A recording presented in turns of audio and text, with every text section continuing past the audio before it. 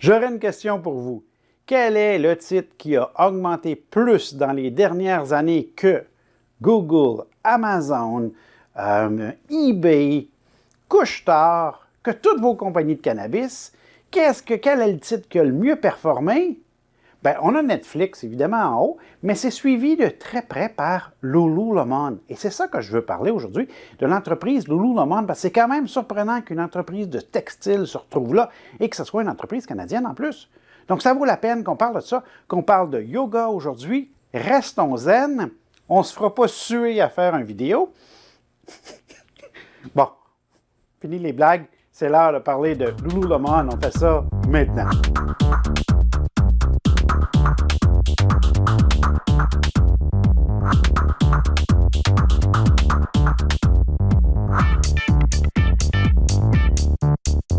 Comme mentionné dans l'introduction, aujourd'hui, on parle de Lululemon.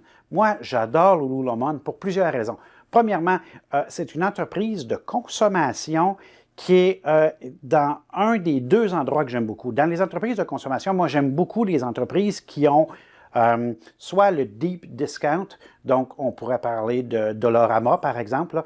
Donc on travaille sur le volume et on ne vend pas dispendieux.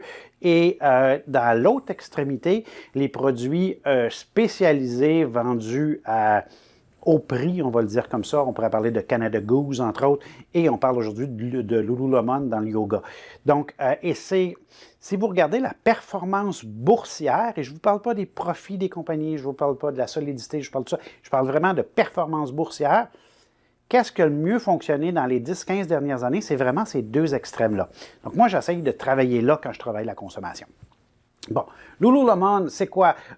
C'est des boutiques de yoga. On est à, je ne vais pas me tromper, 460 magasins de yoga dans le moment. On en avait, la dernière fois j'en ai parlé, on était à 75 magasins, puis j'étais tout excité.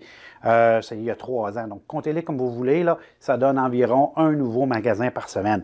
Donc, croissance très élevée. Et en plus, vous avez les ventes par magasin qui augmentent. On est présentement à 880 millions de ventes par trimestre. Wow!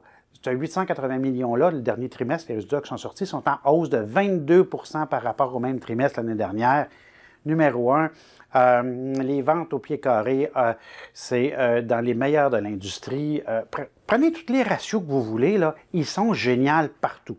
Où est-ce qu'ils sont un peu dispendieux? C'est le court bénéfice, évidemment, puisqu'on est un premier classe, il faut payer une prime, et ici, la prime est très costaud. Et le ratio aussi par rapport aux ventes, où est-ce qu'il faut aussi payer une prime. Donc, on a une entreprise qui performe très, très bien, et le prix à payer est en conséquence, on va le dire comme ça, là. On paye pour la qualité, qui pourrait être presque leur slogan. Vous irez voir le site web, je vous ai mis des liens dans le blog pour aller sur leur site web, vous regarderez ça, vous regardez ce qu'ils offrent. Dans le site web aussi, je vous ai mis aussi les résultats financiers pour les dernières années, vous regarderez la progression des ventes, vous regarderez la progression des profits par action. On regarde ça, puis on a l'impression d'avoir une entreprise de techno, là, tellement c'est beau, là. On ne se penserait vraiment pas dans le domaine du textile. Ce que j'aimerais que vous regardiez en allant sur leur site web, j'aimerais que vous regardiez leur dépendance par rapport au yoga.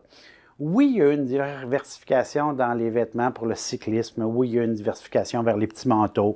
Oui, il y a une diversification vers l'athlétisme. Mais on reste encore très, très dépendant du yoga. Et je vous amène à ça, à la décision qu'il faut prendre, parce que c'est toujours la question qu'on se pose, est-ce qu'on achète ou on n'achète pas Lululemon? Et la question n'est pas dans les états financiers. Vous pouvez le garder, observer le graphique, mais en gros, c'est une grande tendance haussière qui passe juste son temps à monter depuis 2018, je vous dirais, là. Donc, la stratégie en analyse technique, c'est on se trouve un creux, un support, et on embarque dans la tendance haussière et on fait juste le mouvement. Donc, la question n'est pas vraiment du côté de l'analyse technique, elle n'est pas vraiment du côté de l'analyse fondamentale, puisque tout est beau, même si c'est dispendieux. La question est beaucoup plus au niveau du yoga. Puis je m'explique ici, on a une entreprise qui est très dépendante par un phénomène qui pourrait être une mode ou qui est une mode. On a eu des petites discussions à l'interne.